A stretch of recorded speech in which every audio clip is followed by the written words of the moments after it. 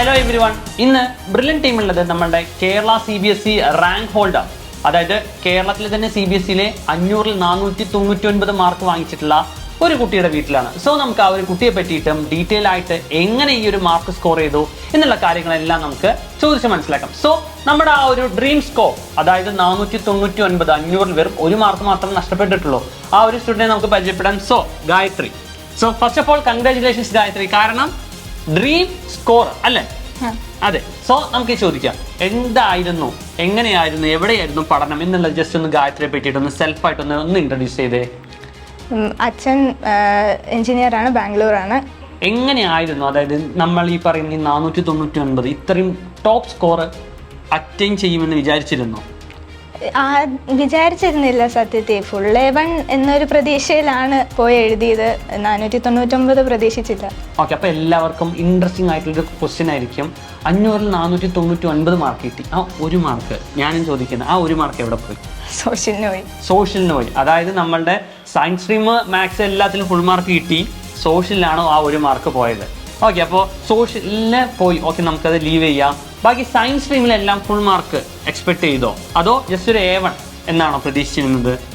മാത്സിന് expect ചെയ്തു full mark, സയൻസിന് A1 എന്നൊരു എക്സ്പെക്ടേഷനിലായിരുന്നിരുന്നത്. Okay, അപ്പോൾ എങ്ങനെയായിരുന്നു? ഇപ്പോൾ എല്ലാവർക്കും ഇൻട്രസ്റ്റിംഗ് ആയിരിക്കും, കാരണം ഈ ഒരു 10th അതും CBSE ആണ്. എങ്ങനെയായിരിക്കും ഈ ഒരു ഫുൾ മാർക്ക് ഇത്രയും സബ്ജക്റ്റുകളിൽ? എങ്ങനെയാണ് ജസ്റ്റ് ഒന്ന് ആ ഒരു സ്ട്രാറ്റജി ഒന്ന് പറഞ്ഞേ. NCERT പുസ്തകം ഫുള്ളി കവർ ചെയ്യുക, എല്ലാം വായിച്ചിരിക്കുക, അതാണ് ഫസ്റ്റ് ഓഫ് ഓൾ ചെയ്യേണ്ടത്. പിന്നെ കുറേ എക്സ്ട്രാ ക്വസ്റ്റ്യൻ ചെയ്തു, പ്രീവിയസ് ഇയർ ക്വസ്റ്റ്യൻ ഒക്കെ ചെയ്തിട്ടുണ്ട് കുറേയൊക്കെ. അങ്ങനെ പിന്നെ ടീച്ചർമാരുടെ ഹെൽപ്പ് നന്നായിട്ട് തന്നെ ഉണ്ടായിട്ടുണ്ട്. എനിക്ക് അമ്മ എന്നെ സഹായിച്ചു നന്നായിട്ട്. അപ്പോൾ ഈ ഒരു ഫിസിക്സ്, കെമിസ്ട്രി, മാത്സ്, അതേപോലെ തന്നെ ബയോളജി, അതിൽ കൂടുതൽ ക്വസ്റ്റ്യൻസ് ഒക്കെ എവിടെ നിന്നാണ് കിട്ടിയത്? നമ്മളുടെ ബ്രില്യൻറ്റിൻ്റെ ഫൗണ്ടേഷൻ പ്രോഗ്രാം, അതിൻ്റെ എങ്ങനെയായിരുന്നു കാര്യങ്ങളെല്ലാം? ഫിസിക്സ്, കെമിസ്ട്രി, ബയോളജി നോക്കുമ്പം എല്ലാം ഈക്വലി തന്നെയാണ് വന്നത്. പിന്നെ ബ്രില്യൻറ്റ് ഫൗണ്ടേഷൻ എന്നെ ഹെൽപ്പ് ചെയ്തിട്ടുണ്ട് നന്നായിട്ട്. ബ്രില്യൻറ്റ് പോയപ്പോൾ എനിക്ക് സ്കൂളിൽ പഠിക്കാൻ നല്ല എളുപ്പമായിരുന്നു, കാരണം ബ്രില്യൻറ്റ് നേരത്തെ കേട്ടിട്ടുണ്ട്. അപ്പോൾ എനിക്ക് നല്ല എളുപ്പമായിരുന്നു സയൻസ് ഒക്കെ പഠിക്കാൻ. ഓക്കെ, അപ്പോൾ പക്ഷേ എല്ലാ കുട്ടികളും പറയും ഇപ്പോൾ വെക്കേഷന് ക്ലാസ് ഉണ്ടാവും, അതേപോലെ തന്നെ സൺഡേ ക്ലാസ് ഉണ്ട്. അപ്പോൾ രണ്ടും കൂടെ ഭയങ്കര ഡിഫിക്കൽട്ട് ആയിരുന്നു, കാരണം എല്ലാ കുട്ടികളും പറയുന്ന കാര്യമാണ് ഡെയിലി നമുക്ക് ക്ലാസ് ഉണ്ടാവും, സാറ്റർഡേ സൺഡേസ് ബ്രില്യൻറ്റിൻ്റെ ക്ലാസ്, ഫൗണ്ടേഷൻ ക്ലാസ്സിന് പോകണം. അപ്പോൾ അങ്ങനെ ഒരു ഡിസ്റ്റർബൻസ് ഉണ്ടായിരുന്നോ? എനിക്ക് പേഴ്സണലി തോന്നിയിട്ടില്ല, കാരണം എനിക്ക് നല്ല ടീച്ചേഴ്സും ഉണ്ടായിരുന്നു, കൂടെ വളരെ നല്ല കൂട്ടുകാരും ഉണ്ടായിരുന്നു. പിന്നെ ഇങ്ങനെ പോയാലും കഷ്ടപ്പെടണം, അപ്പം എനിക്ക് അത് കഷ്ടപ്പാടിന്റെ റിസൾട്ടാണ് ഈ ഒരു മാർക്ക് അല്ലേ? അതെ. ഓക്കെ, അതേപോലെ തന്നെ ഇപ്പോൾ നമ്മുടെ ഫൗണ്ടേഷന്റെ ക്ലാസ് കാര്യങ്ങളൊക്കെ ഉണ്ടാകുമ്പോൾ ലെവൽ കുറച്ച് കൂടുതലാണ് എന്ന് എല്ലാവരും പറയും. തോന്നിയിട്ടുണ്ടോ? ആ ഒരു ലെവൽ കൂട്ടിയത് കൊണ്ടാണോ ഈ ഒരു മാർക്ക് നമുക്ക് നേടാൻ പറ്റിയത്? ലെവൽ കൂടുതലാണെന്ന് ചോദിച്ചാൽ അതെ, പക്ഷെ പഠിക്കാൻ പറ്റുന്നത് പഠിച്ചാൽ മതി എന്ന് അവിടുത്തെ ടീച്ചേഴ്സ് എല്ലാവരും തന്നെ പറയായിരുന്നു. എനിക്ക് പഠിക്കാൻ പറ്റിയത് ഞാൻ പഠിച്ചിട്ടുള്ളൂ, അതുകൊണ്ട് വലിയ കുഴപ്പമൊന്നുമില്ല. സോ നമ്മുടെ ഗായത്രിക്ക് സപ്പോർട്ടായിട്ട് അമ്മ കൂടെ ഉണ്ടായിരുന്നു എന്ന് പറഞ്ഞു, അതുപോലെ തന്നെ അമ്മ ടീച്ചറാണ്. സോ ടീച്ചർ, എങ്ങനെയായിരുന്നു മോൾക്ക് ഒരു സപ്പോർട്ട് ഉണ്ടായിരുന്നത്? അതേപോലെ തന്നെ മോളെ പറ്റി എന്തൊക്കെ നമുക്ക് പറയാൻ പറ്റും? എങ്ങനെയായിരുന്നു ആള് 24 മണിക്കൂറും പഠിക്കുക, അല്ലെങ്കിൽ എങ്ങനെയായിരുന്നു ജസ്റ്റ് എക്സാമിന്റെ തലേന്നാൾ, അല്ലെങ്കിൽ കംപ്ലീറ്റ് ഇന്നെടുത്ത കാര്യങ്ങൾ പഠിക്കുക, അങ്ങനെയായിരുന്നു? ജസ്റ്റ് ഒന്ന് പറയാമോ? ആള് ഒരു കൺസിസ്റ്റൻ്റ് ആയിട്ട് വർക്ക് ചെയ്യുന്ന ടൈപ്പാണ്. നമ്മൾ തീർച്ചയായിട്ടും സന്തോഷമാണ് ഏറ്റവും കൂടുതൽ ഇപ്പോൾ ഈ റിസൾട്ടിൽ. വർക്ക് ചെയ്യുന്ന കാര്യം പറയുവാണെങ്കിൽ NCERT പുസ്തകം തറവായിട്ട് പഠിച്ച് അത് ആൾ തന്നെ ഒരു ഷോർട്ട് നോട്ട് ഉണ്ടാക്കി വെക്കും. അതിൽ നിന്നിട്ട് പിന്നെ പ്രീവിയസ് ഇയർ ക്വസ്റ്റ്യൻ പേപ്പറും ഫൗണ്ടേഷനൊക്കെ പോകുമ്പോൾ നിറയെ ക്വസ്റ്റ്യൻസ് കിട്ടും. ക്വസ്റ്റ്യൻ ബാങ്ക്സ് എല്ലാം സോൾവ് ആക്കും, കൈ കിട്ടുന്നിടത്തോളം ക്വസ്റ്റ്യൻ ബാങ്ക്സ് എല്ലാം സോൾവ് ആക്കും. അത് നമ്മളോട് സഹായം ചോദിച്ചാൽ നമ്മൾ പറഞ്ഞു കൊടുക്കണം, അതല്ലെങ്കിൽ ആൾ മാനേജ് ചെയ്ത് പോകും. ഞാൻ ടീച്ചറായതുകൊണ്ടും എന്നെ പറ്റാവുന്ന സഹായങ്ങളൊക്കെ ചെയ്തു കൊടുക്കും. പുസ്തകം നന്നായി വായിക്കും, അതിന് തനിയൊരു നോട്ട് പ്രിപ്പയർ ചെയ്യുന്നൊരു ശീലമുണ്ട്. ഓക്കെ, അതായത് നോട്ട് പ്രിപ്പറേഷന് ഭയങ്കര അധികം ഇമ്പോർട്ടൻസ് കൊടുക്കുന്ന ആളാണ് ഗായത്രി അല്ലേ?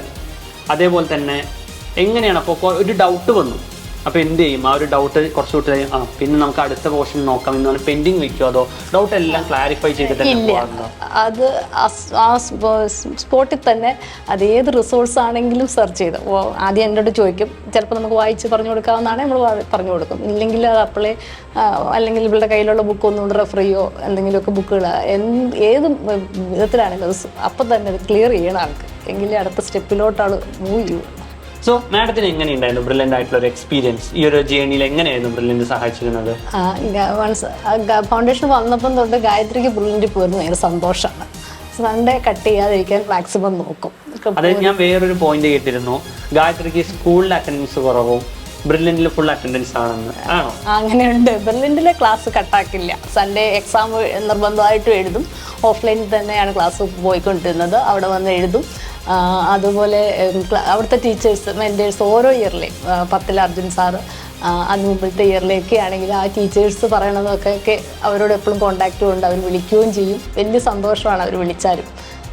എപ്പോഴും അവർ പഠിക്കുന്ന പരീക്ഷയുടെ തലേദിവസമൊക്കെ അവർ വിളിക്കുമല്ലോ, പഠിച്ചോ എന്നൊക്കെ ചോദിച്ച് വിളിക്കുമല്ലോ. അതൊക്കെ ഭയങ്കര ഇൻസ്പിറേഷനാണ്. പഠിക്കണം എന്നുള്ളൊരു ചിന്ത വരും. അപ്പോൾ കംപ്ലീറ്റ് ആയിട്ട് ഒരാൾ മോണിറ്റർ ചെയ്യാനുണ്ട്. അതായത് ഓൾറെഡി അമ്മ ടീച്ചറായിട്ട് ഫുൾ സപ്പോർട്ടിനുണ്ട്. അതിന് പുറമെ നമ്മുടെ മെൻറ്റേഴ്സും കൂടെ ഫുൾ സപ്പോർട്ടായിട്ട് ഗായത്രിയുടെ ഈ ഒരു റിസൾട്ടിന് മെയിൻ ആയിട്ടുള്ള റോൾ ഉണ്ടായിരുന്നു അല്ലേ മാഡം? തീർച്ചയായിട്ടും ഉണ്ട്. അവിടുത്തെ മെൻറ്റേഴ്സിൻ്റെ സപ്പോർട്ട് നമ്മൾ എപ്പോഴും പറയണം. അവർ ഈ എക്സാമിന് നമ്മൾ എന്ത് ക്ലാസ് എക്സാം ആണെങ്കിലും എഴുതണം എന്നുള്ളത് തലേദിവസവും പറയും. എഴുതാൻ ചെല്ലാൻ 9:15 എക്സാം ഹോളിലുണ്ടോ എന്നുള്ളത് നോക്കും. അപ്പോൾ 5 മിനിറ്റ് താമസിച്ച അപ്പോഴേ വിളിക്കും, എന്താ എത്തിയില്ലേ എന്നുള്ളത് എപ്പോഴും അവർ വിളിച്ചുകൊണ്ടിരിക്കും. കൺസിസ്റ്റൻ്റായിട്ട് നമ്മളൊരു കോണ്ടാക്റ്റ് ഉണ്ട് അവർക്ക് എപ്പോഴും. ഗായത്രിയുടെ മെൻറ്ററിൻ്റെ കാര്യം പറയുമ്പം എനിക്ക് ഓർമ്മ വരുന്നത്, എനിക്കുള്ളൊരു മെൻറ്റർഷിപ്പ് പരിചയമുണ്ട് ബ്രില്യൻ്റിൽ. ഞാൻ 97-99 ബാച്ച് പ്രീ ഡിഗ്രി അൽഫോൺസയിൽ പഠിച്ച് ബ്രില്യൻ്റിലെ ട്യൂഷൻ ക്ലാസ്സുകളാണ്. മാഡം ഇപ്പോൾ ബ്രില്യൻ്റ് ഫാമിലിയായിട്ട് മോളായിട്ടുള്ള റിലേഷൻ അല്ല, കണക്ഷൻ അല്ല, ഓൾറെഡി നേരത്തെ തന്നെയുള്ളൊരു റിലേഷനാണ്. ഓക്കെ. ഞാൻ 97-99 പ്രീ ഡിഗ്രി ബാച്ചാണ് അൽഫോൺസ കോളേജ്.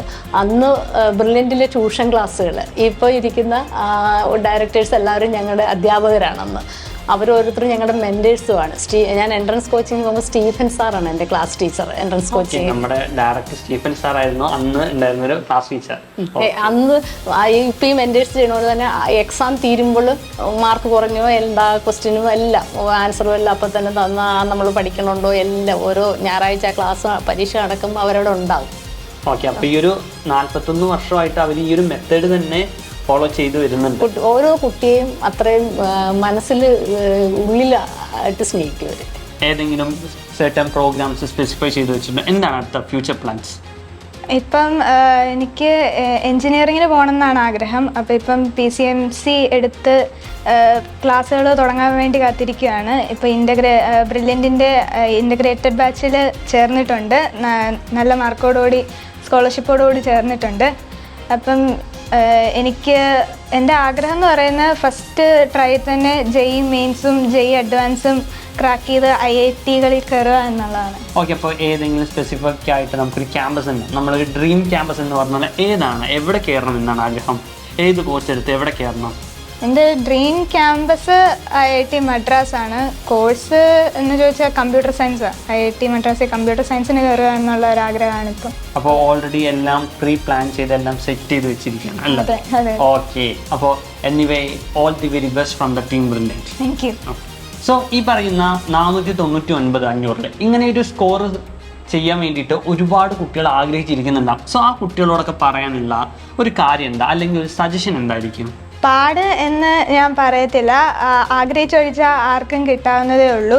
ഈ 10ാം ക്ലാസ്സിൽ ഇനി എഴുതാനുള്ളവരോട് ടീച്ചേഴ്സിൻ്റെ ഹെൽപ്പ് എപ്പോൾ വേണമെന്ന് വെച്ചാൽ മടി കൂടാതെ ചോദിക്കുക. പിന്നെ മാക്സിമം റിസോഴ്സസ് ഉപയോഗിക്കുക. ഈ ഒരു 500 പോലും കിട്ടാവുന്നത് ഭയങ്കര എളുപ്പമാണ്. പാടൊന്നുമല്ല, ഞാൻ പാടുന്ന പോലും പറയത്തില്ല. അപ്പം ഇനി 10ാം ക്ലാസ്സിലോട്ടും ഇനി വേറെ കോമ്പറ്റേറ്റീവ് എക്സാം എഴുതാനിരിക്കുന്നവർക്കും ഞാൻ ഗുഡ് ലക്ക് വിഷ് ചെയ്യുന്നു. Thank you. ഇതിനു നേരം നമ്മൾ കേട്ടത് ഗായത്രി, അതായത് കേരള ടോപ്പറിൻ്റെ സ്ട്രാറ്റജി എന്തൊക്കെയാണ്, എങ്ങനെയൊക്കെയാണ് എന്നുള്ള കാര്യമാണ്. അതേപോലെ തന്നെ ഈ ഒരു സ്ട്രാറ്റജി ഒരുപാട് പേർക്ക് ഹെൽപ്ഫുൾ ആവട്ടെ എന്ന് വിചാരിക്കുന്നു. അതേപോലെ തന്നെ ഇനി ഒരുപാട് കുട്ടികൾക്ക് ഈ ഒരു A+ അല്ലെങ്കിൽ A1 complete mark full mark score ചെയ്യാനായിട്ട് പറ്റട്ടെ എന്ന് നല്ല രീതിയിൽ ഒരു വിഷ് ചെയ്യുന്നു. മാത്രമല്ല നമ്മൾ ഗായത്രിക്ക് എന്ത് ചെയ്യുന്നു, all the very best for your future Gayathri. So thank you very much. Brilliant Study Center, India's #1 coaching center for NEET and JEE.